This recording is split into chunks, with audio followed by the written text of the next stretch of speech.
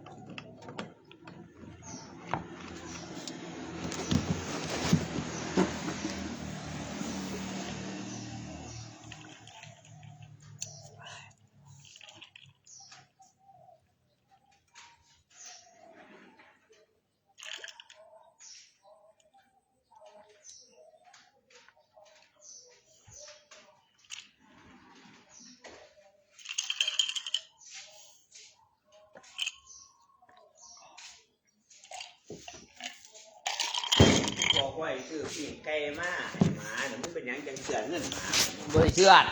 บ่ได้เสือพวกเสียจังได๋บ่ได้เสือจังได๋เอาแล้วเสือเงินหมาแล้ว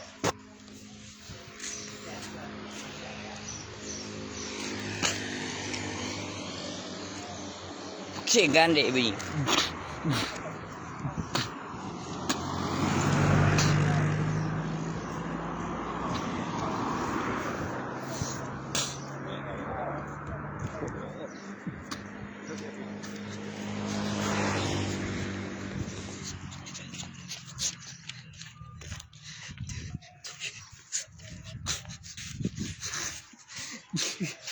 เอ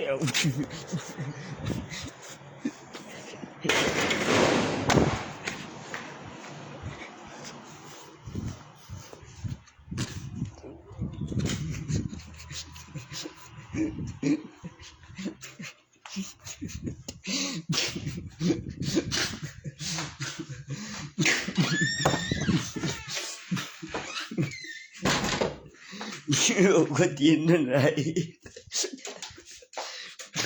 เดี๋ยวโปกูยังมีโปแม่งโอ้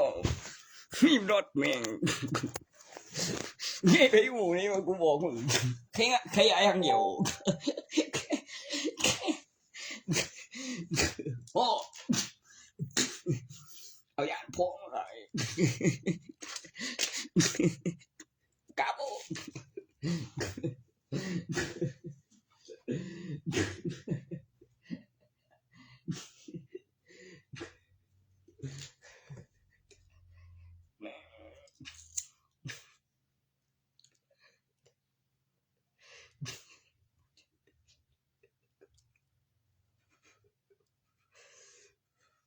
แค่กูยานสนุกผู้ที่สีพ่อมันดีผู้ที่สีเนี่ยมันทั้งญาติพ่อแม่มันเปลี่ยน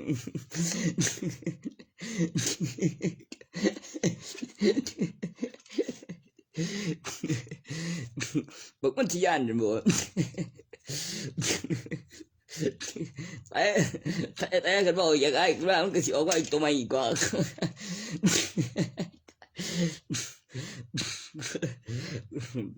กูไม่ได้เป็นใบดิเห็นแล้วมวยบอกแพ้มาสั่นบ่มีดอกสิมาปิดปากกู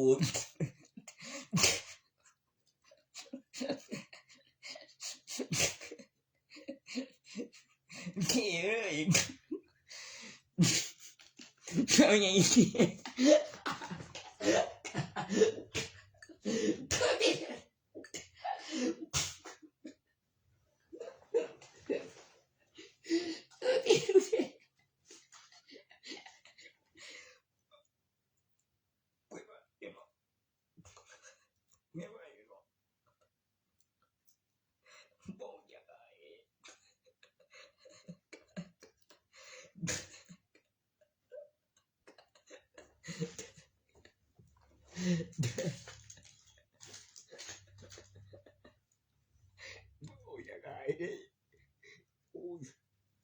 อุ้ยต้องเป็นอย่างนี้เลยพี่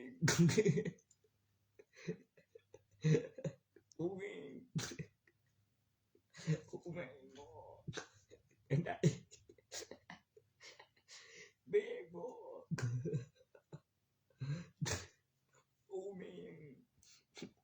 ไม่ไง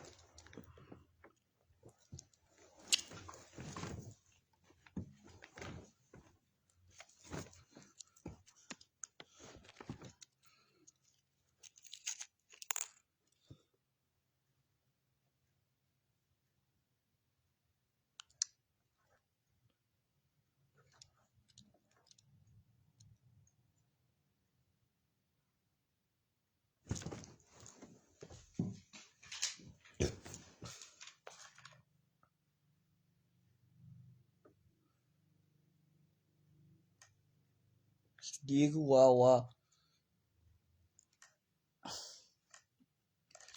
บ่อยู่หม่องเดียวกันหรือบินผู้เดียวกันบ่วะซื้อมาเองบ่สิมัน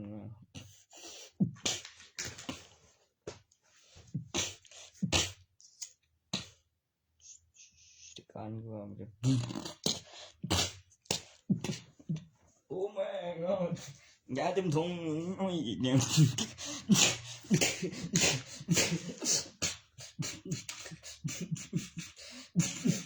โอ้ยโอ้มึนนี่กูเองอยู่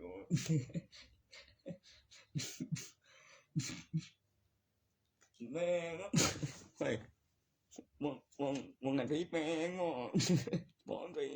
กูได้ยิน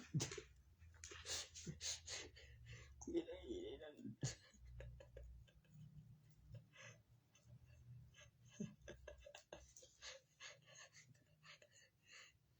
เดียวอ่ะบ้า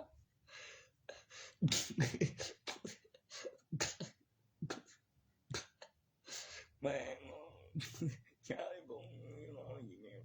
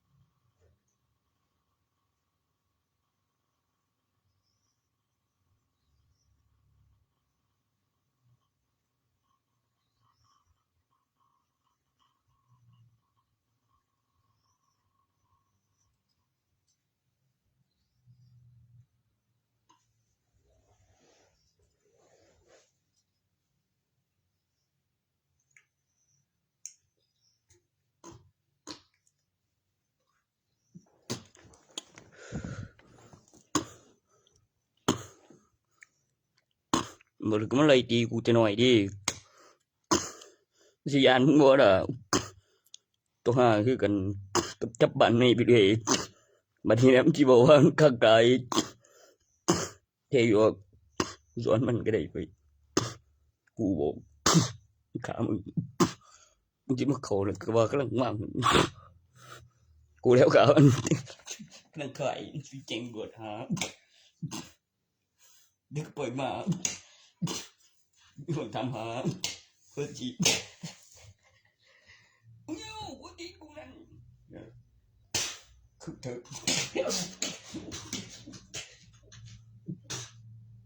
กูสิดีกูอีกพวกพี่ดี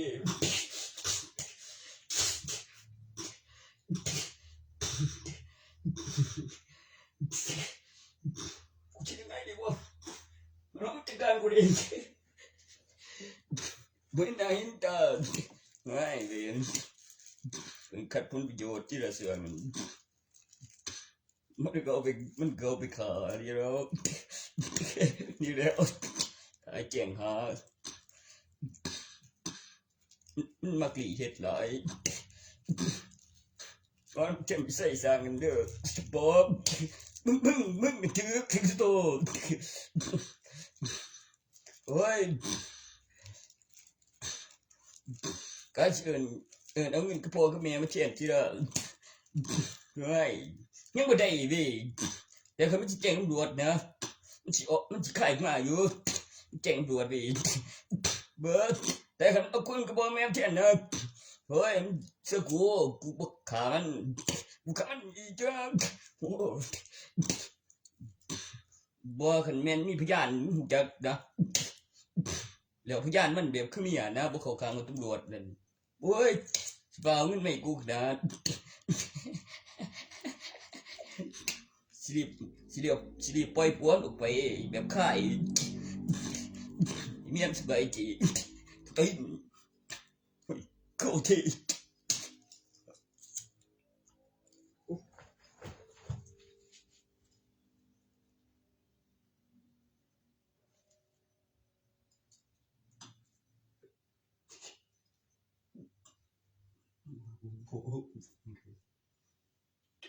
โอ้ยบ่เคยเห็นเมียมันสบายใจ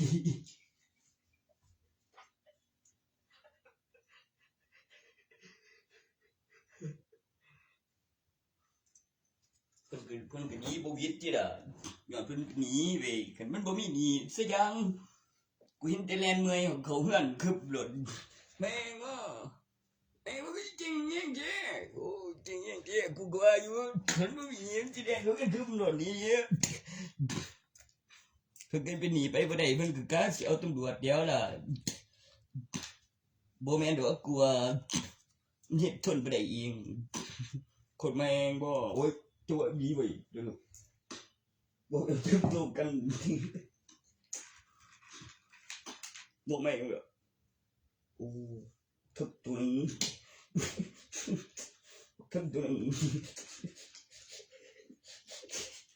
บ่ยินมันสิบ่ใส่ตึกดาจิก็อีกกูข้าวเดียวพอมีคนบอกพื้นคือส่งเดียวแจ้งตำรวจหาบ่จะขายมาแล้วบอสมึง เดี๋ยวยังบอกอีเดี๋ยวอุ้ย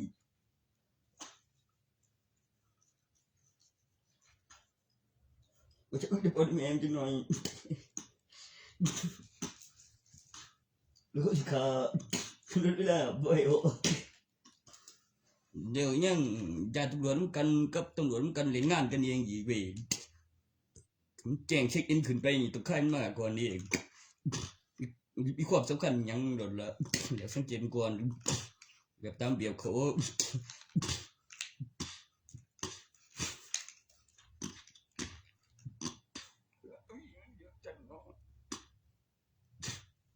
ต้องบ่ก็บ่ให้เงินมาเว้ยมันก็คือว่าเว้ยต้องเอามันไว้ก่อนเพื่อเขาเท่าได้ทุนคืนจังหน่อยบ่สันมันก็สิบุ้ยบ่ขามใจเฮ็ดจังได๋วะเฮ็ดเขาลุกไปเรื่อย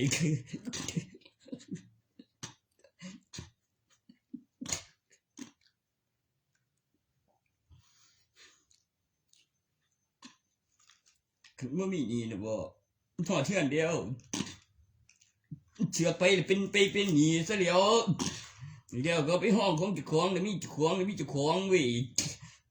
เดี๋ยวก็ว่าของกูได้แล้วบ่ให้ไปอีกก็ของกูอีกเว้ยโอ้ยเหลือนี่รถละตัวกูว่าบ่ไปคือดอกมึงจัดการเดียวสังเกตมึงเดียวแม่นนั่งถึงกันจังรถเว้ยผมนี่ก็ผมจังสันบ่ได้ดอกครับหาว่าจิตใจได้น้ำลายถูกตีนกูแค่ถูกตีนไว้จีกูบ่รู้ดอกกูสิบอกมันวิดีโอที่ละเรียกเรียกส่งผมจีจริงของจีกูเองได้กูไม่ได้ละของไปขายแม่กูเป็นพยานทั้งนั้นพอกูก็มีหนีจักบาทมีหลักฐานถูกตีนเลี้ยวมือใกล้ปากแต่คุณบอกได้ที่กำลังงานอยากบอกแล้วเนี่ยแต่ก็สาวสันดีจริงถูกตีนคนนี้ใจกูดียังถูกตีนกูเนี่ย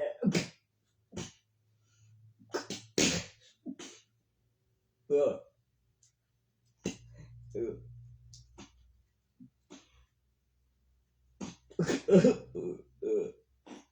ถูกปะไปบอกบอกแม่งคืออะไรกูเจ็บครับอะไรกูลูกดำเนี่ยเคยไหมโอ้ย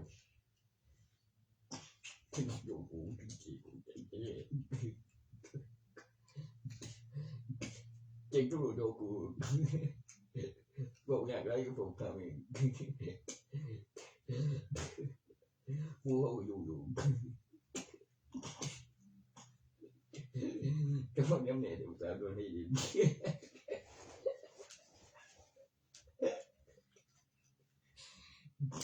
พ่อกูไม่หนีจะบาดใหม่ไม่ละกันเฮ้ยให้กูได้กระตุ้นว่าที่จะอะไร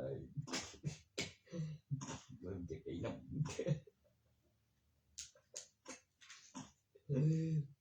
ก็เลยพระบิดากับสเก็ตก่อนกับบนเนี่ยเลยประเทศอีกแล้วตัวเดียวก็รอดกับกูไปตัวใกล้จากกันเดียวยิ่งหอดก็มองรู้ใกล้แบบไว้อีโอ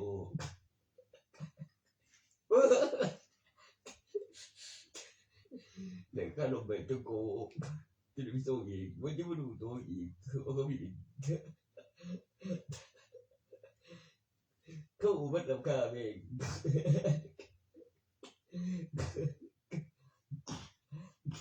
นี่มันตัวอะไร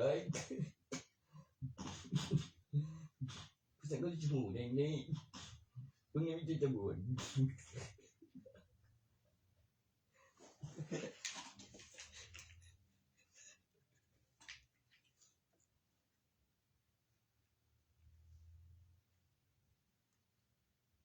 คนนี้จะต้องกูก็จะพูดเลยจะไปส่งอีก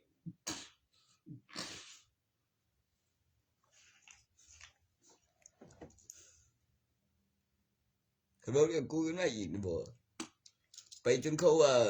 ไม่ยังอีกจบเดียวมันก็เลยเฮ็ดเองใช้อยู่บ้านจึงจะไปมาคือว่าวิ10 ปีก็พ้นอีก2เพราะว่ามันปานเอาเองก็ได้ไปโดนแฟนถูกตีนกูเลยโอ้ปานเองก็ได้เนาะ10 ปีก็พ้นอีก12 ปี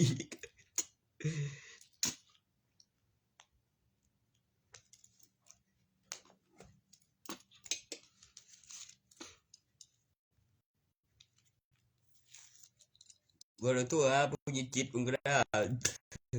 บ่มีจิตบ่มีเด็กก็ไม่ยังขี้ได้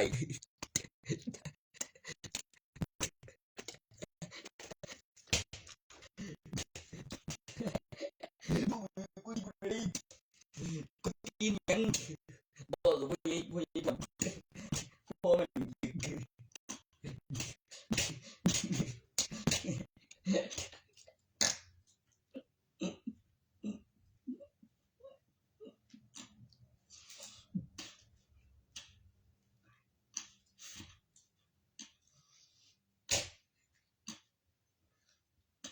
ก็มียาติดอีกเลยครับ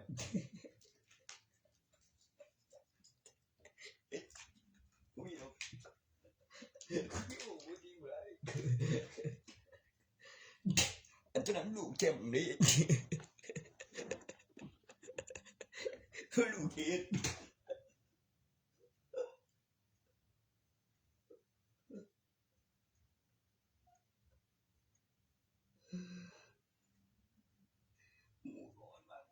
หน่อยคือใกล้มีรถผู้เลี้ยวผู้อยู่คือหมู่โอ้ยก็อยู่ก็ไปหนีมายังได้เจ้กันมีพยานก็อีกอย่างนึงสิพวกเมามาอยู่กับยันผู้ใจพอได้ดูสิได้แท้อีบ่ของกับท่านเดียวมาเบิดนำได้แต่สิมันนอนเฝ้าก็บินเบิ่ง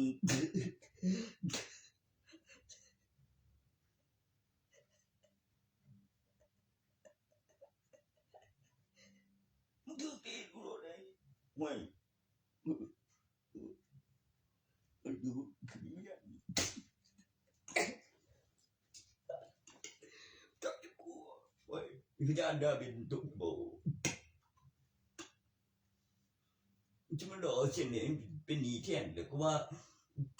นั่นมันบ่เข้าข้างไปโดนละซางนั่นกันบ่เรื่องตัวนั้นมาแบบตามระบบเพิ่นเลยดิแบบเป็นระเบียบบ่เข้าข้างผู้ใดคือมันต้องได้แท้บ่แม่นว่าคือมักบ่คันแย่งกับผู้นั้นผู้เอามาส่งใจแดดบ่ทวงเลยดอกคือเป็นหยังน่ะบ่ข้าพ่อข้าพ่อ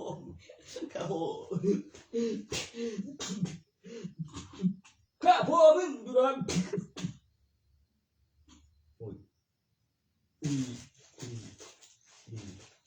ครับโอ้มึงได้คิดว่าขี้มึงได้คิดว่าของคอยข้าพ่อมันบ่คือตีกูเลยก็ได้คือบ่เชื่อข้าพ่อได้เจ้ข้าพ่อนี่ข้าพ่อนี่มันข้าพ่อนี่มันจะบ่ข้าพ่อเองก่อนอย่าบ่แจ้ง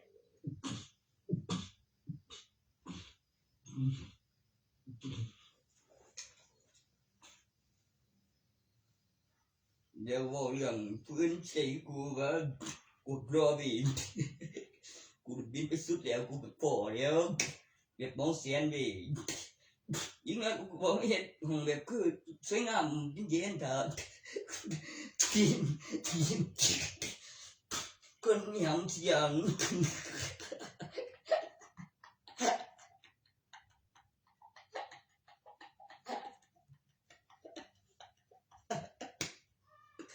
มันน่าเกลียดหรอกแต่รุ่นใหญ่ๆเพิ่นยังใส่เฮ็ดจังเฮาก็เฮ็ดก่อนอื่นเด้ไป ปัดนี้เสียงให้เบิ่งบ่มีเบิ่งมันบ่มีเบิ่งเอ้ยโธ่ต้องโว้ย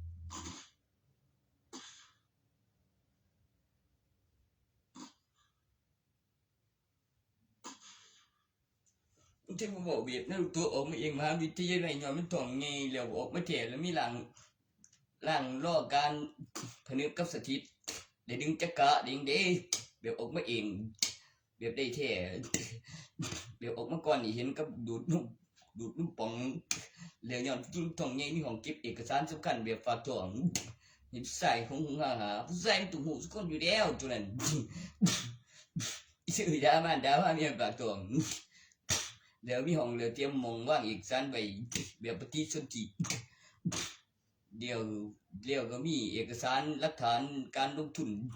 แล้วมีทุนแล้วมีกำไรแล้วมีหลักฐานเอกสารให้อ่านมันจึงสิมีกำไรมานำมันจึงสิได้แท้มหาวิทยาลัยใส่มันสิต้องใหญ่เสียล่ะใส่อย่างนี้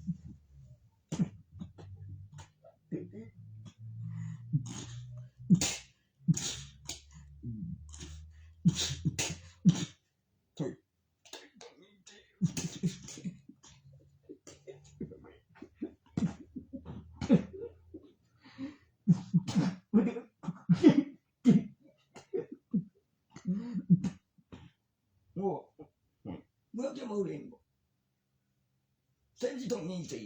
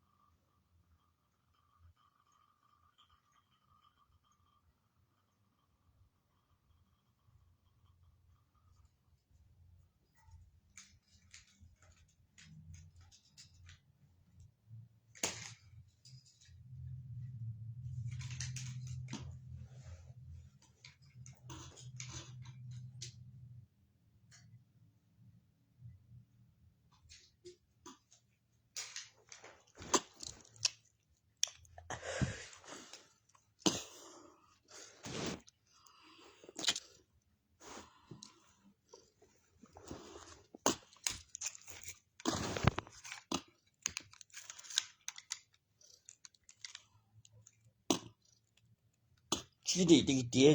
เกมเห็ดก่อนกันนั่นก็น้ำอลูมันภาษาอังกฤษลูกยันตีหลังจากบทรกดีบทตัวบทลินตัวเสียงกับทับไทยนะเสือทืนบ่สร้างกันดีเด็ดโดนใจจำกูอีเตะบ่ได้เลยเมียมันจีโน่จนว่าเตะเลยก็เตะสักเตะจริงเปล่านี่เจ้าก็ตีกูเลยก็เตะจริงเหรอโอ้โห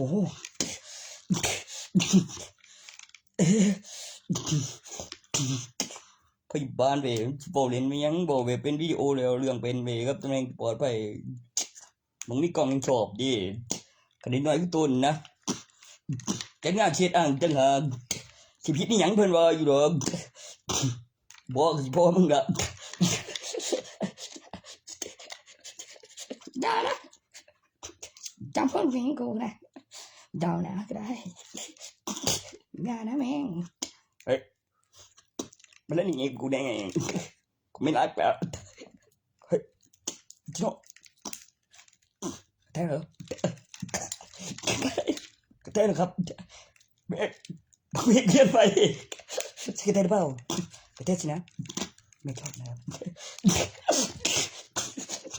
โอ้คือเก่งแกโอ้ย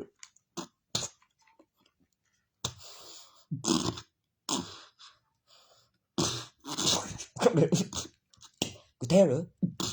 ว้าวกูสวยแก่เขาว่าแบบลำหน้าอะไรข้างในก็จะเขาด้วยเนาะเอาชุบปู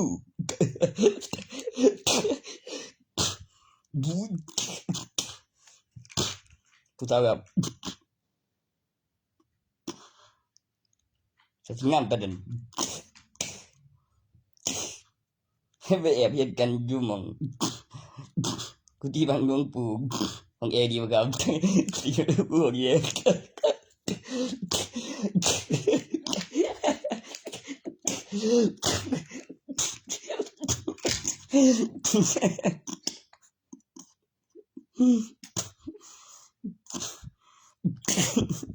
กูที่บางหลวงปู่ของเอ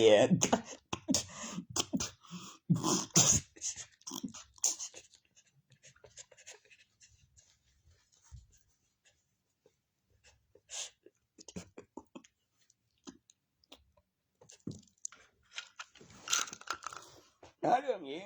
แม่งที่เบี้ยเลยกูกระเทย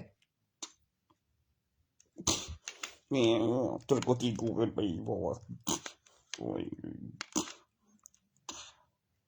บอกก็จะมึงถึงกูมองหันแล้วมึงหอได้กอดนี่มึงเห็นวัน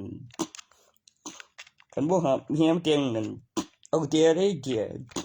ไปเปรียบเทียบสิจนเหียบเฮียมาโอ้ก็สู้เมียนเด้งได้หลังจากไปวัดนั่นกับกูก็มีหาเฮียมารีเวทบอกเบิร์กเสียหน่อยเจียนี่เบียบงามไปบอกโอ้ตัวตัวบอยได้คือเจียเมียนแห่งได้หรือมันดีคิดเดียวก็คิดไปเจียแต่ยังไม่เห็นมูเห็นมาโง่เจียดูขณะที่เอ็มเนี่ยอย่างหนึ่งคดีบีตัวเอกสารสำคัญประกอบด้วยบอตัวกระเตียนเป็นยิ่งหึงหวงอีกเนี่ยเขาไม่มีเหตุเอาเงินคิดเป็นจ่ายยี่ห้าของเอ็มค่าใส่กลางบทรกเกี่ยวใส่กลางใช่ก่อนโอ้คือเราเดียวใส่กลาง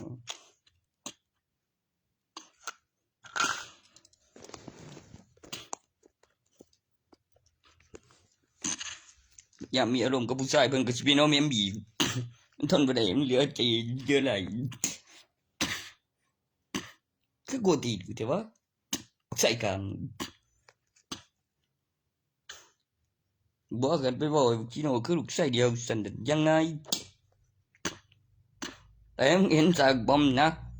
บอกกับพยาบาลนั่นกูยังแบบว่าเลยเขาจะบอกว่าคุณพยาบาลงงว่าครับบอกชิดตนมันมากไปจนรูปขาดทุนดีๆ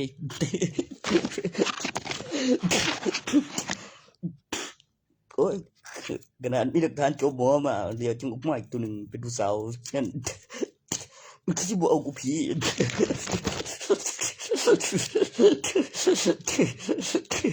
บ่มันก็เหี้ยเตียงน้ำอยู่ดอกมึงซาบ่ได้ใส่อะไรเด้ทุกตีนกูแท้บ่มแล้วยังมีไอ้สองคนนี่พอได้อ่างแต่สิได้แค่นบ่แล้วกูผีกูบ่มึงผีสิบอกดีๆบ่ก็สิออกจรรยาบรรณบ่เล่นกับวิดีโอแล้วมันสิบ่เล่นไปหยังจักประโยชน์หยังเป็นวิดีโอเด้มันสิบ่เล่นบ่กูบ่เร็วไปนี่ก็ตัวไหนมันก็ขี้มันตัวไหนมันเกิดของรัฐบาลพี่ก็บ่แม่นเรื่องโทรมาเว้าเล่นได้โรงพยาบาลกับสถานีตำรวจออกมาอีกตัวพอยังเกิดก่อนวังเศร้ากว่าปีแม่งเศร้าปี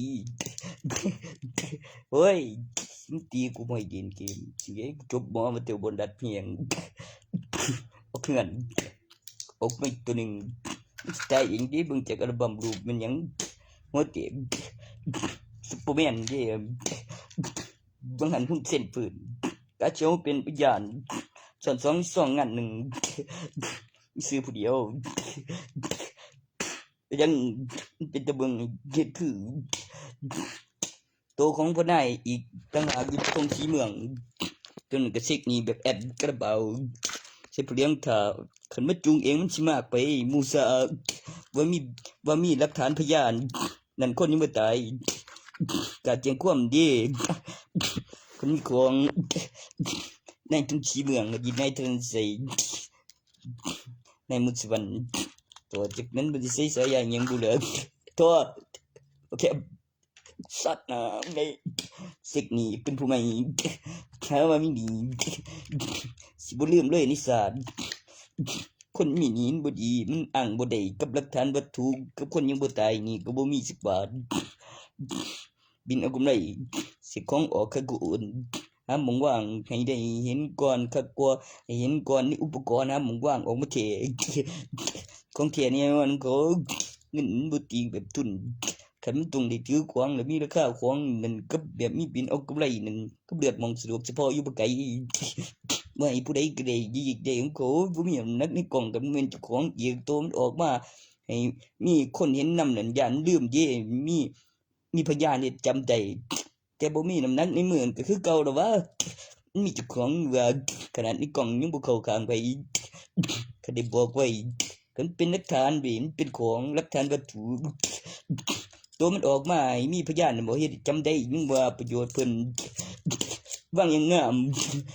คันบ่มีพยานในสร้างมันก็สิบ่ได้อ้างได้ประโยชน์เติมโอ้ว่ามันเขียนข้างหนึ่ง2ข้างบ่ว่างบ่ไกลบ่แม่นของไผคันเอาของเพิ่นก็ยังบ่ได้บ่มีน้ำหนักในกล่องต้นบักนายลูกเข็มอยู่เดียวลูกเข็มอยู่เดียวข้างๆหยังกับกูมีเจ้าของดีคิดว่าเป็นกองเกิดก็บ่ได้ไก่ฮอดมือเลขออกจักซี่ล่ะมันพากันวางเครื่องไม้ฮอดใส่สาดกองเกียร์แล้วแล้วใส่รหัสเข้าไปได้บ่ตั้งไม่ตัวใดได้ก่อนน้ำก่อนนี่ไอ้บ่ข้างข้ามสิยังเหลือยังซื้อบ่มันคือบางใบต้องใบโตมจืดจิ้มย้อนกับกำหนดเวลา